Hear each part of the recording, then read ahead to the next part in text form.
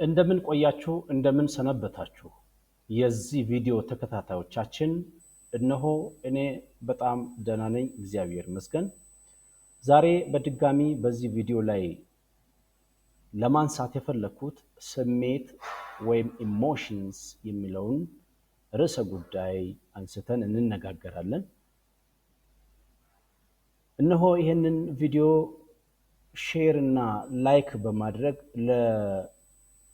ለወዳጆቻችሁ እንዲደርስ በማድረግ እንድትተባበሩ በአክብሮት እጠይቃችኋለሁ እንግዲህ ስሜት በሰው ልጆች የሚከሰት የሚንጸባረቅ የሰው ልጆች ብቸኛ ተሰጥኦ ጸጋ ሲሆን መሰረታዊ ስሜቶች የራሳቸው የሆነ ጥቅምና ጉዳት እንዳላቸው ብዙ የስነ ልቦና ምሁራንና በስነ ልቦና ዙሪያ ላይ ጥናት ያደረጉ ምሁራን ይገልጹታል አጠቃላይ የሰው ልጆች ወደ 4 የሚሆኑ መሰረታዊ ስሜቶች ያሏቸው ሲሆን አንደኛው ሐዘን sadness ሁለተኛው ቁጣ ብስጭት ወይንም አንገር ሶስተኛው ፍርሃት ወይንም fear እና አራተኛው ደስታ ወይም happiness ብለን የምንገልጸው ነው ማለት ነው ስለዚህ እነዚህ አራቱ መሰረታዊ የሆኑ ስሜቶች ለሰው ልጆች በጣም አስፈላጊ እንደሆኑ ይገለጣል ማለት ነው እነዚህ ስሜቶች ደግሞ በሰው ልጆች ዘንድ እንዲንጸባረቁ ግዴታ ነው ማለት ነው እነዚህ አራቱ መሰረታዊ የሆኑ የሰዎች ስሜቶች በአግባቡ የማይገልጥ ከሆነ የሰው ልጅ በአስተዳደግ ላይ ወይም በሆርሞን ላይ ወይም በኢንዛይም ላይ ወይም በጄኔቲክ ሜካፕ ላይ የሆነ ችግር አለ ወይም ዲስኦርደር አለ ማለት ነው ስለዚህ እነዚህ ስሜቶች በእለት ተዕለት ኑሯችን ላይ የሚያጋጥሙ መሆናቸውን ልብ ልልን ይገባናል ማለት ነው የመጀመሪያውን ስንመለከት ሐዘን ወይም sadness ይህ ስሜት ባለንበት ጊዜ ቅጽበታዊ በሆነ መንገድ የሚከሰት ስሜት ነው ይህ ስሜት መንስኤው ምንድነው የሚለው ሲያስቀምጡ ከማጣት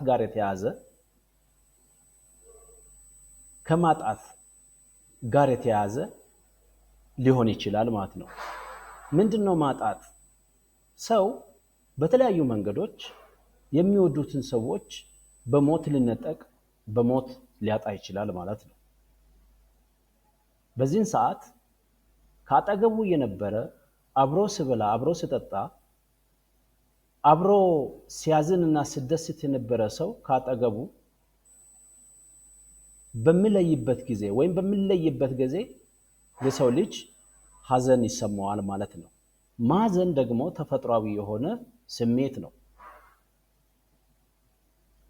በተጨማሪ የሰው ልጆች ገንዘብ በማጣት ሊያዝኑ ይችላሉ ወይንም በህይወታቸው ማሳካት የሚፈልጉትን ነገር ሳያሳኩ ሲቀሩ ሊያዝኑ ይችላሉ ወይም የሚፈልጉትን ባጡ ጊዜ ሊያዝኑ ይችላሉ ለምሳሌ በተፈጥሮ አደጋ ጎርፍ ቢከሰት ወይንም አውሎ ንፋስ ቢከሰት ወይንም የእሳት አደጋ ቢከሰት የሚወደውን ሰው ወይንም የሚወደውን ቤት ወይም የሚወደውን መኪና ወይም እንዲሁ ሌላው አጠገቡ ላይ ያሉ ነገሮችን ሊያጣ ይችላል በዚህ ጊዜ የሰው ልጅ ሐዘን ይሰማዋል ማለት ነው ስለዚህ በህይወታችን ይህ ማጋጠሙ ጥቅም አለው ጉዳት ያለውን ያህል ጥቅምም አለው ለምሳሌ ጥቅሙ ምንድነው ብለን ብንመለከት አዘኔታ ያለው ልብ ይፈጠራል ማለት ነው የሚያዝን ልብ ያለው ሰው ደግሞ ለሰው ድጋፍ ለማድረግ ለሰው ፍቅር ለመስጠት ሰውን ለመንከባከብ ልቡ ይከፈታል ማለት ነው። በተጨማሪም የሚያስብ ህሊና እንዲኖር ያደርጋል። በማጣት መካከል የሚያዝነውን ሰው፣ በማጣት መካከል የሚጨነቀውን ሰው፣ በማጣት መካከል ራሱን ሊያጠፋ የተዘጋጀውን ሰው ለማዳን ህሊናው ይፈቅድለታል ማለት ነው፣ ያድነዋል ማለት ነው። በሶስተኛ ደረጃ ለመስጠትና ለመደገፍ ቅርብ ያደርገዋል። ግለሰቡ ያጣው ነገር ምንድነው የሚለው ነገር በማጥናት ያ ግለሰብ ያጣው ነገር በመደገፍና በመስጠት ግለሰቡ በህይወት እንዲኖር ያደርጋል ማለት ነው። ስለዚህ ሐዘን በዚህ መልክ ጥቅም ያለው ከሆነ የሐዘን ምላሾቻችን ምንድናቸው የሚለውን አጠር አድርገን እንመልከት። በሁለት መንገድ ምላሾቻቸውን እንሰጣለን። አንደኛው ስሜታዊ ነው፣ ሁለተኛው ደግሞ አካላዊ ነው። የሐዘን ምላሾች ብለን የምንጠቅሳቸው በዚሁ እንደምትመለከቱት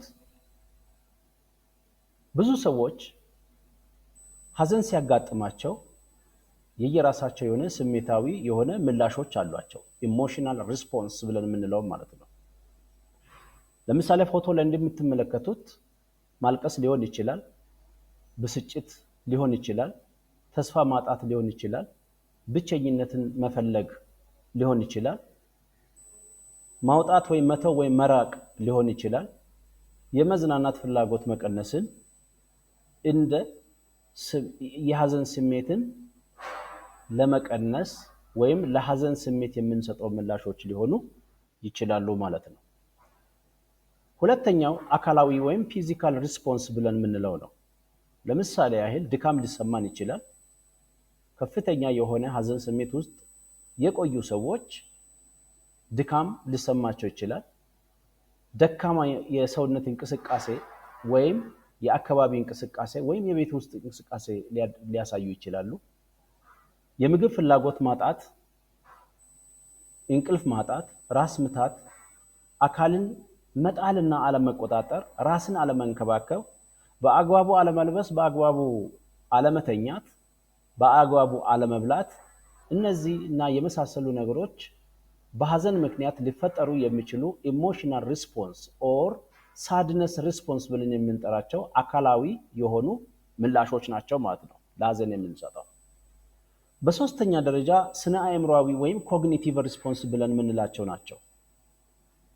ይሄ ደግሞ ለምናደርጋቸው ወይም ለምንሰራቸው ነገሮች ትኩረት ማጣት፣ ዝቅተኛ በራስ መተማመን፣ ውሳኔ አለመስጠትና አሉታዊ ንግግሮችን ሊያንጸባርቁ ይችላሉ ማለት ነው። ስለዚህ ይህ ሐዘን በውስጣችን በተሰማን ጊዜ ለሐዘን ከምንሰጣቸው ምላሾች መካከል ብለን በዋናነት የምንጠቅሳቸው ናቸው ማለት ነው። በሌላ መልኩ ሐዘን ማብዛት የራሱ የሆነ ደግሞ ጉዳት አለው። ሐዘኑ ጥልቀትና እርዝመት ያለው እንደሆነ በሰዎች ላይ ጉዳት አለው ማለት ነው። ህይወትን ወደ ተስፋ መቁረጥ ያመራል፣ ለጭንቀትም ያጋልጣል። ከዚህም አልፎ ተርፎ ራስን እስከ ማጥፋት ድረስ ሊያስኬድ ይችላል ማለት ነው። ስለዚህ ሐዘናችንን በመጠኑ ማድረግ እንደሚገባን ከዚሁ ቪዲዮ ላይ ልንገነዘብ ይገባናል ማለት ነው። እንዴት መቆጣጠር ወይም እንዴት ማስተዳደር ይቻላል? How can we manage this sadness? እንዴት ማኔጅ ማድረግ እንዴት ማስተዳደር እንችላለን? አንደኛ ያጋጠመንን ሐዘን ሰው ስለሆንን በሰውነታችን ከሚከሰቱ ስሜቶች መካከል እንደ አንዱና ዋንኛ ስሜት አድርገን ይውቅና መስጠትና መቀበል ያስፈልጋል። acknowledging ተፈጥሯዊ መሆኑን አምኖ መቀበል። ምክንያቱም አራቱ እነዚህ ስሜቶች በሰዎች ዘንድ የሚታዩ መሆናቸውን ማመንና መቀበል ከዛ በኋላ እንደሚያልፍ ጭምር የዛሬውን ቀን ስናሳልፍ ነገ ሌላ ቀን ሌላ ደስታ ይዞ እንደሚመጣ መቀበል ይጠበቅብናል ማለት ነው። ከገጠመን ሐዘን ጋር ጦርነት መግጠም አያስፈልግም። ምክንያቱም ለተወሰነ ጊዜ ብቻ የምንጸባረቅ ስለሆነ እንደሚያልፍና ነገ ደግሞ ይህ ሐዘን በደስታ እንደሚለወጥ ማሰብና መቀበል ያስፈልጋል። ጦርነት ከሱ ጋር መግጠም አያስፈልግም ማለት ነው። በሁለተኛ ደረጃ በውስጣችን ያለውን ሐዘን ማውጣትና መግለጽ ያስፈልጋል። ለማን ነው የምንናገረው? ለማን ማውጣት፣ እንዴት ማውጣት አለብን የሚለውን እንመልከት። ለቅርብ ሰው ማማከር፣ መነጋገር ወይንም በጆርናል ወይም በማስታወሻ ደብተር ላይ ያጋጠመንን ሐዘንና በውስጣችን በሐዘኑ ምክንያት የሚሰሙ ስሜቶችን መጻፍ ያስፈልጋል። ቀን ጠቅሰን ያጋጠሙ ችግሮችን ሐዘን የተከሰተበትን ሐዘን መጻፍ ያስፈልጋል ማለት ነው። ወይንም በውስጣችን የተሰሙ የሐዘን ስሜቶችን በስዕል መልክ መግለጽና መጻፍ ይጠበቅብናል ማለት ነው። ካልሆነ ደግሞ እንደየእምነታችን ሙዚቃ ወይም መዝሙር በማዳመጥ ሐዘንን የመርሳት ስራዎችን፣ ተግባራትን ማከናወን ይጠበቅብናል ማለት ነው። በሶስተኛ ደረጃ እንደዚህ ሐዘን ሲገጥመን በምን መልኩ ማስተዳደር እንችላለን ብለው ግንኙነቶችን ማጠናከር ያስፈልጋል። እነዚህ ግንኙነቶች ማህበራዊ ግንኙነቶችን መጠበቅ፣ አካባቢ ላይ ካሉ መልካም ከሆነ ተግባር ላይ ካሉ ሰዎች ጋር ያለውን ግንኙነቶቻችንን ማጠናከር ያስፈልጋል ማለት ነው። እንዲሁም የቤት እንስሳትን፣ አበባዎችን ወይም ችግኞችንና ጓሮ ላይ ያሉ አትክልቶችን በመንከባከብ ጊዜያችንን በሱ ለማጥፋት መሞከር ያስፈልጋል ማለት ነው።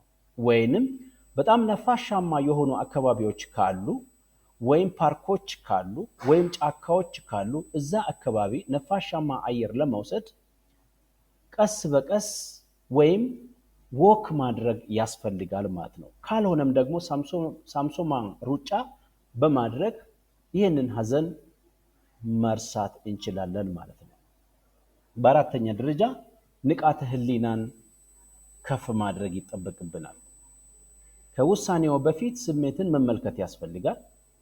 አተነፋፈሶ ላይ ማተኮር ያስፈልጋል። አብዛኛውን ጊዜ ሐዘን ያጋጥማቸው ሰዎች አተነፋፈስ ላይ ችግር ያጋጥማቸዋል።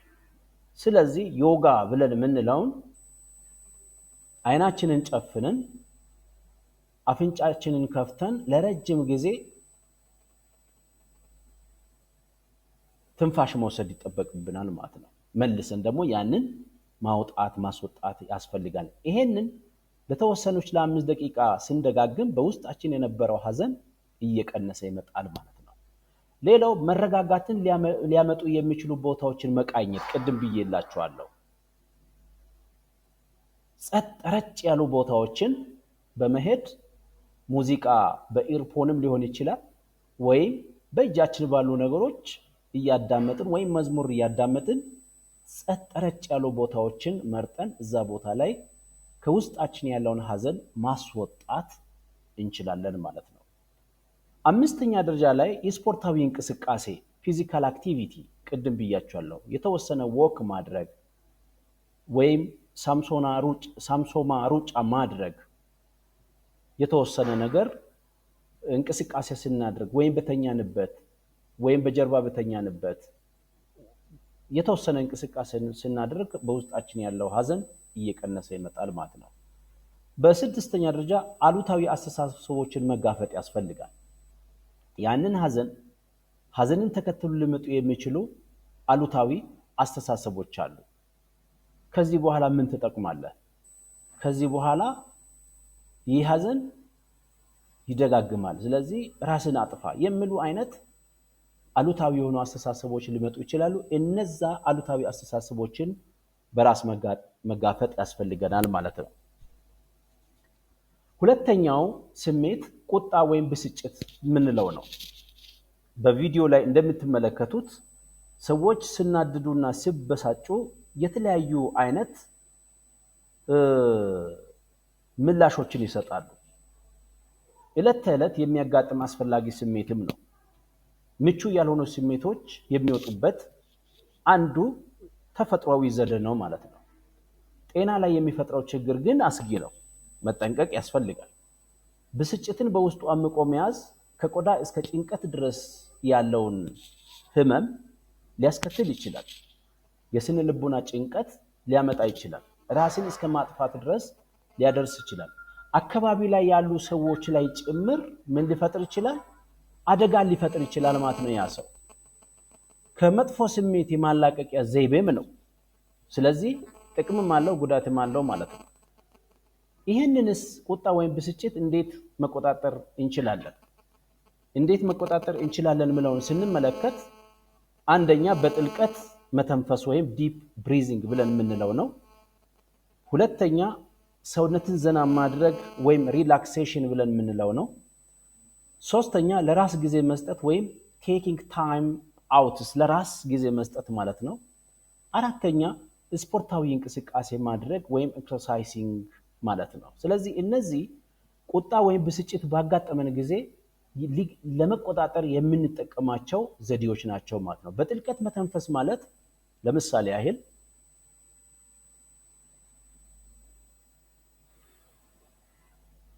ብለን በረጅሙ አየር ስበን ስናስወጣ ከሱ ጋር አብሮ ብስጭት እንዲወጣ መንገድ እንከፍታለን ማለት ነው። ሌላው ሰውነትን ዘና ማድረግ የሚችሉ ሪላክስ ማድረግ የሚችሉ ነገሮችን ማድረግ ያስፈልገናል ማለት ነው። ስለዚህ እነዚህ ነገሮችን በማድረግ በውስጣችን የሚሰማውን ቁጣ ወይም ብስጭት ምን ማድረግ እንችላለን? መቆጣጠር እንችላለን ማለት ነው። አምስተኛ ምንጩን መለየት። ለብስጭቱ ምንጩ ምንድነው ነው? what are the root causes? ለምንጩ ምንድነው የሚለውን ከለየን ያንን ምንጩን ማድረግ አለብን ማለት ነው። ለምሳሌ ብስጭትን ያመጣው ገንዘብ ማጣት ከሆነ ገንዘብ በምን መልኩ አጣ ነው?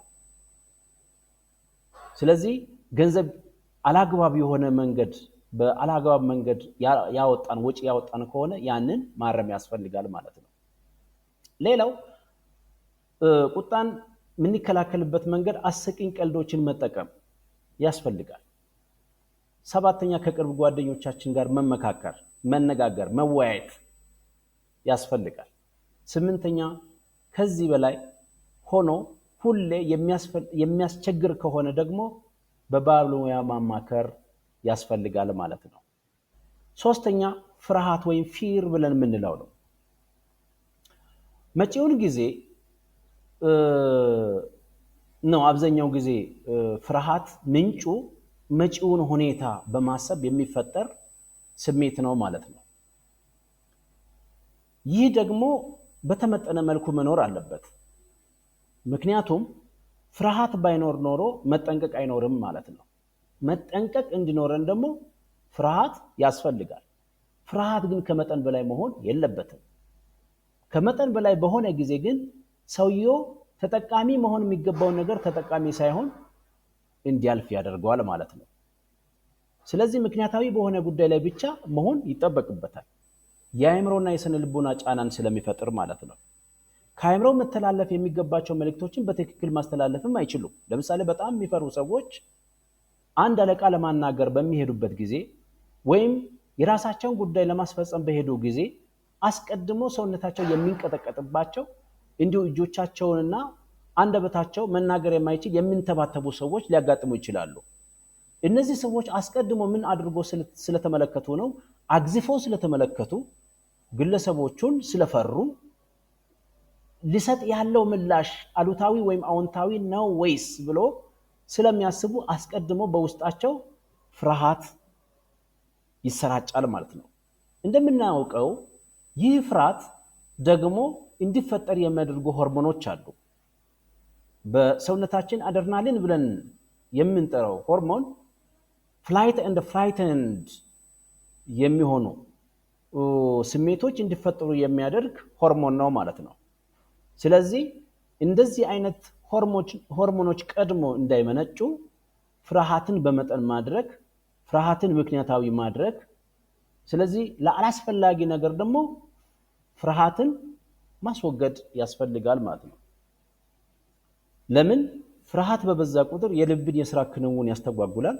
የደምና የንጥረ ነገሮች ዝውውር በሚገባው መልኩ እንዳይከናወኑ ያደርጋል ማለት ነው። ፍርሃት ህዋሳት በሰውነታችን ስራቸውን በትክክል እንዳይሰሩ ያደርጋል። ተገቢ ያልሆኑ ህዋሳትን በመፍጠር ለበሽታ ያጋልጣል። ለምሳሌ ለካንሰር ያጋልጣል ማለት ነው። ስለዚህ ፍርሃትን እንዴት መቆጣጠር ይቻላል የሚለውን እንመልከት። የመጀመሪያው መለየትና መመዝገብ ያስፈልጋል። ፍርሃትን የፈጠሩ ነገሮች ምንድናቸው የሚለውን መለየት፣ ቀጥሎም ደግሞ እነዛን መመዝገብ ያስፈልጋል ማለት ነው። እነዚህ መለየት ብለን ስንል ፍርሃትን የፈጠሩ ነገሮችን አንድ በአንድ በዝርዝር መጻፍ ያስፈልገናል ማለት ነው። ስለዚህ ሁለተኛው ቀስ በቀስ መጋፈጥ ያስፈልጋል። ሶስተኛው ንግግሮችን መጋፈጥ፣ ፍርሃት እንዲፈጥሩ የሚችሉ ንግግሮች ማለት ነው። አራተኛ ስለ ፍርሃት መነጋገር ከውስጣችን እንዲወጣ። አምስተኛ ዘና የማለት ልምድ መኖር አለበት። ማንኛውንም አካል ስናናግር በተዝናኖት መልክ ያም ሰው ነው ይሄም ሰው ነው፣ ልዩነቱ የፖዚሽን ብቻ ነው ብሎ ማሰብ። አንድም ደግሞ መገልገል የምንፈልገውን መጠቀም የምንፈልገውን ነገር ያንን ምላሽ ልሰጥ ነው የተቀመጠው፣ የነን ፍላጎት ሊያሟላ ነው የተቀመጠው፣ የነን ምላሽ ልሰጥ ነው የተቀመጠው ብሎን ማሰብ ያስፈልጋል ማለት ነው። ይሄ ነው ስድስተኛ አዎንታዊነትን ማዳበር። ስለዚህ ፍርሃት ቢመጣ እንኳን አዎንታዊ ጎኑን ማጉላት ያስፈልጋል ማለት ነው። አራተኛውና የመጨረሻው ደስተኝነት ወይም ሃፒነስ ብለን የምንለው ነው። ይህም በተመሳሳይ መልኩ ቅጽበታዊ በሆነ መንገድ ባለንበት ጊዜ ወይ ሰዓት የሚከሰት መጠኑ መለካት የማይቻል የህይወት ቅመም ነው። ደስታ ያስፈልጋል፣ በጣም ያስፈልጋል። ጤና ላይ የሚያመጣው ትልቅ ጥቅም ቢኖረውም መጠን ግን ሊኖረው ይገባል። ሁሉም ነገር መጠን ያስፈልጋል ማለት ነው። ለዛ ነው ሁሉም ተፈቅዶልኛል፣ ሁሉም ግን አይጠቅምም። ሁሉም መጠን አለው ማለት ነው። ከመጠን ካለፈ ሁሉም ነገር ጎጅነት ስላለው ምግብ እንኳን በመጠን ከበላን ጠቃሚ ነው፣ በመጠን ካልበላን ግን ጉዳት አለው ማለት ነው። ስለዚህ ደስታ ወይም ደስተኝነት እርካታ፣ አዎንታዊ ስሜት፣ ደህንነት፣ መልካም ስሜትና እድለኝነት የሚለውን ትርጓሜ ይይዛል ማለት ነው። በሰላምታ እንኳን ደስ አለ፣ እንኳን ደስ አለሽ፣ እንኳን ተወለድክ፣ እንኳን ተወለድክልን ብለን የምንላቸው ቃላቶች በአጠቃላይ የደስታ ገላጮች ናቸው። ምንድነው ጥቅማቸው? ደስተኝነት ጥቅሙ ምንድነው የሚለውን ስንመለከት አንደኛ የሰውነት ጤናን ያሻሽላል። የዳበረ የደረት ጡንቻዎች እንዲኖሩ፣ በተር ካርዲዮቫስኩላር ኢንዱራንስ እንዲኖር ያደርጋል። ጠንካራ በሽታ የመከላከል ስትሮንግ ኢሚዩን ሲስተም ይፈጥራል።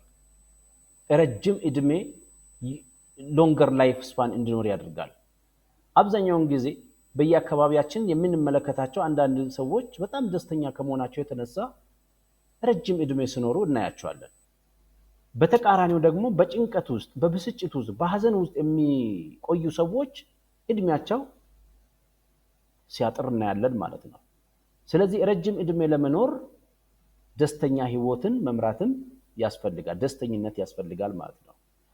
ሌላው ጤናማ የህይወት ዘይቤ መከተል ያስፈልጋል ደስተኝነትን ለመምጣት። ሄልዚየር ላይፍ ስታይል ማለት ነው። ባለን ነገር ደስተኛ ሆኖ መኖር፣ የሌለን ነገር አለመመኘት።